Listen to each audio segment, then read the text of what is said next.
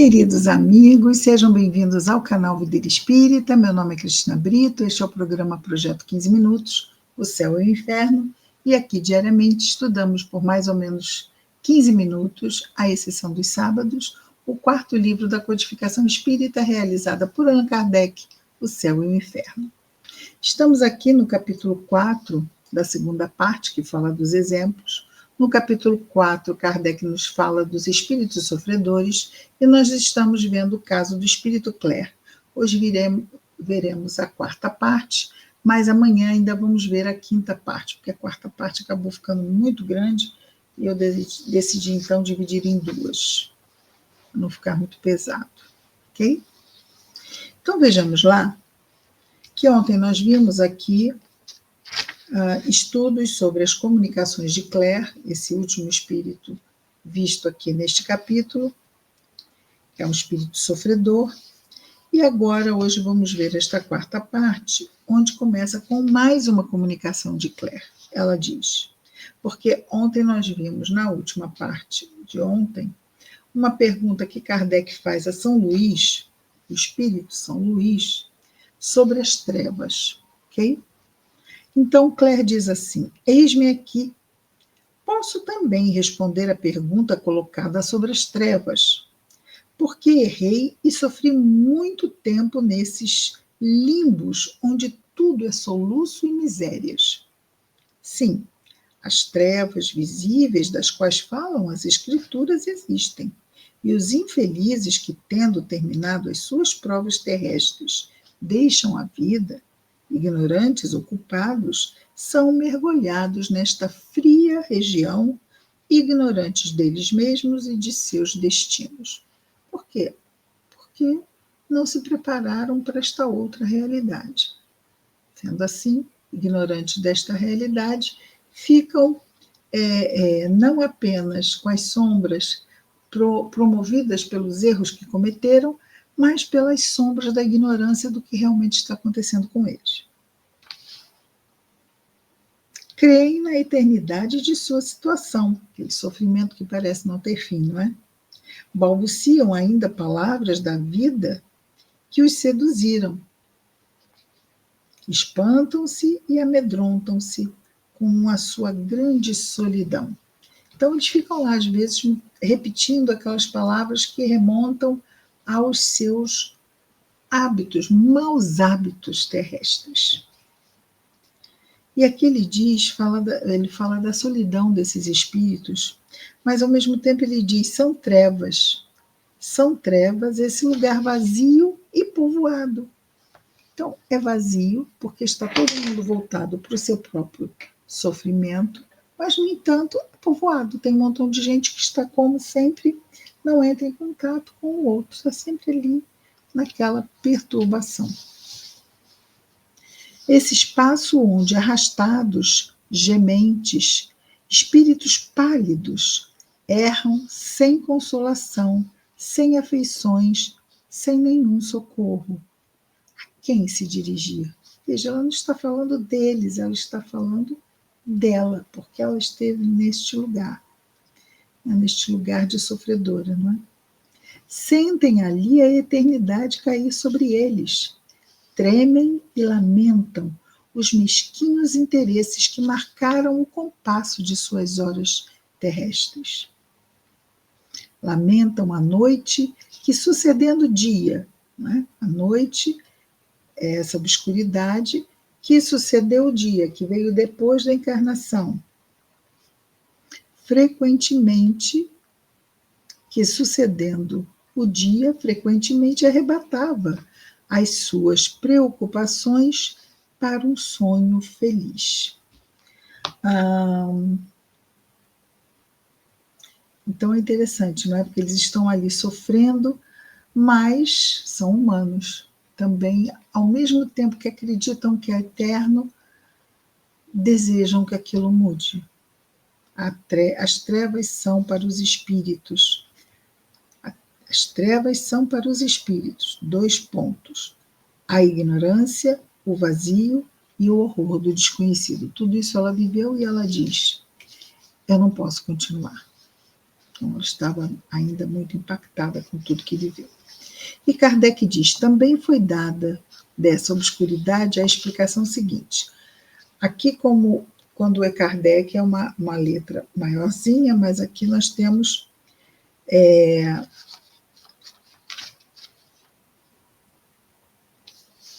não me parece que seja Kardec, ele não diz, depois ele vai voltar a São Luís, mas aqui ele não diz que é São Luís, ele só diz que foi dada a seguinte explicação, não diz quem a deu, ok?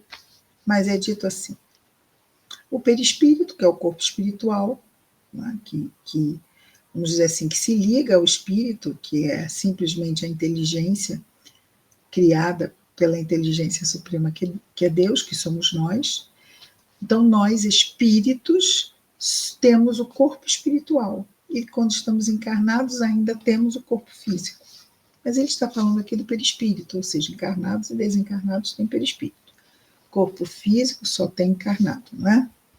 O perispírito possui, por sua natureza, uma propriedade luminosa. É uma das propriedades do perispírito, é poder irradiar luz. Só que essa luz realmente só vai aparecer na medida em que seja um bom espírito fazendo coisas boas. Senão, se somos ainda aqueles espíritos, vamos imaginar, ou que existam esses espíritos que já têm esses momentos de serem bons e outros que não, caem de novo.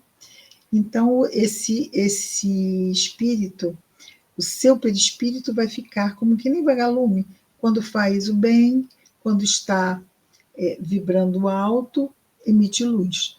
Mas se cai, se passa a não estar mais tão bem sintonizado, a luz apaga, ok? É isso que mais ou menos que ele vai dizer, Lário. Então, que o perispírito possui uma propriedade luminosa que se desenvolve sob o império da atividade e das qualidades da alma. Então, atividade no bem, obviamente. Poderia-se dizer que essas qualidades são para o fluido espiritual o que a fricção é para o fósforo. Faz a luz brilhar. O brilho da luz está em razão da pureza do espírito. Quanto mais puro, mais brilha. As menores imperfeições morais obscurecem essa luz e a enfraquecem. A luz que irradia de um espírito é, assim dizer, tanto mais viva quanto esse espírito for avançado.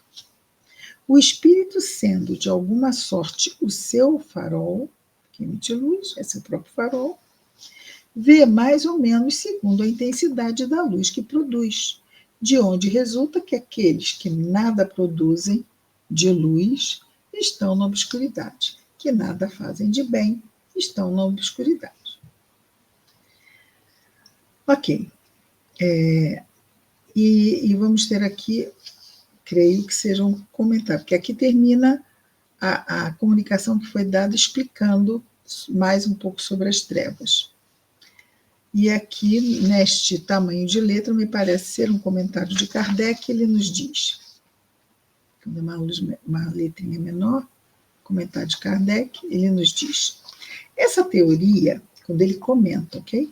Essa teoria é perfeitamente justa quanto à irradiação do fluido luminoso pelos espíritos superiores, o que é confirmado pela observação. Então, realmente, espíritos superiores brilham, emitem luz de uma forma continuada. Mas não parece estar aí a causa verdadeira, ou pelo menos única, do fenômeno do qual se trata, ou seja, espíritos emitindo luz. Primeiro, que todos os espíritos, visto que, primeiro, todos os espíritos inferiores não estão nas trevas, certo? Não é? Então, vamos ter inferiores.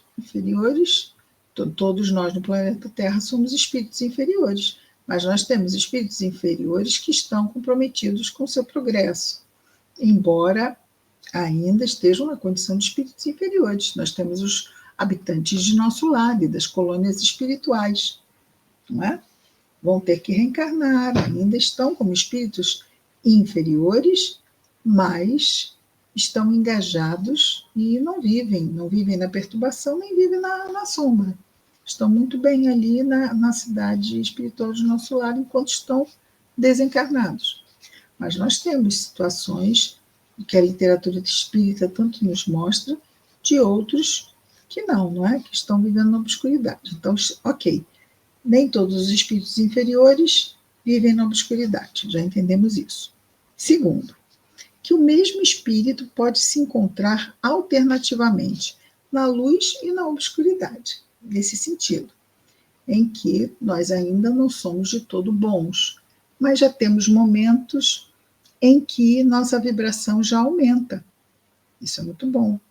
Então, ficaríamos assim, emitindo luz, e quando não estamos vigilantes, saímos desse estado melhor, vibratoriamente falando. Então, fica-se alternativamente na luz e na obscuridade. Terceiro, que a luz, olha que interessante, a luz é um castigo para certos espíritos imperfeitos. Se a obscuridade na qual estão mergulhados certos espíritos fosse própria da sua personalidade, ela seria permanente e geral para todos os maus espíritos, o que não é, uma vez que os espíritos da maior perversidade veem perfeitamente. Então, não se sentem na obscuridade. Eles não se sentem, eles podem até estar em regiões trevosas, mas eles não se sentem na obscuridade. Veem perfeitamente, ao passo que outros, que não se pode classificar de perversos, estão temporariamente mergulhados nas profundas trevas. Então, aqui ele está falando de visão do espírito, não da ambiência dos locais onde eles estão, certo? Tudo prova que, além da luz que lhe é própria, os espíritos recebem uma luz exterior que lhes faz falta segundo as circunstâncias, de onde é preciso concluir que essa faculdade de emitir luminosidade depende de uma causa ou vontade estranha. Não mais da que emitida, mas dos ambientes, ok? Dos ambientes. Vai haver situações, veja, a visão do espírito, até lembrando aqui do caso de Memórias de um Suicida, do espírito Camilo Cândido Botelho, mediunidade de Ivone do Amaral Pereira, ele fala do Vale dos Suicidas, que é totalmente, não há luz nenhuma, porque aqueles espíritos são suicidas. Então, a mente deles é uma mente que produz aquela ambiência. Mas eles, com o tempo, eles veem o que acontece, não é? É interessante isso. Mas aí são também propriedades da alma, porque a alma não vê com esses olhos, não é? Os olhos físicos. Eu batendo no óculos. De onde é preciso concluir que essa obscuridade depende de uma causa ou vontade estranha. Veja, estranha. Não quer dizer externa, uma vontade estranha. E que ela constitui uma punição especial para casos determinados pela soberana justiça. Essa clareza de visão, não é? De perceber o quanto realmente pensa que se tem, mas não se tem nada. O que se tem? Um lugar horrível para viver.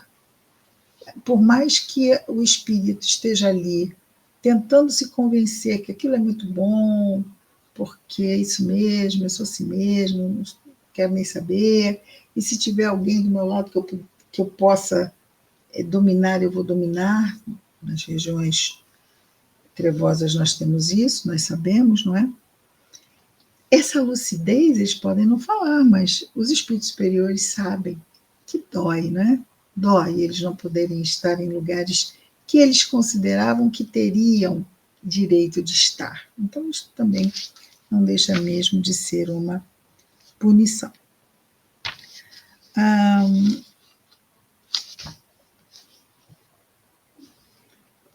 Aí acho que eu virei cedo demais a página.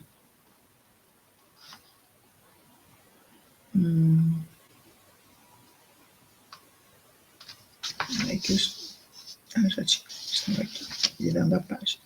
Exatamente. Muito bem, vamos ficar por aqui hoje. Exatamente, deu certinho. Amanhã, enfim, terminaremos o capítulo 4, Espíritos Sofredores, com o nosso caso aqui da nossa Clara ainda. Até amanhã, projeto 15 minutos, o céu e o inferno. Muita paz a todos.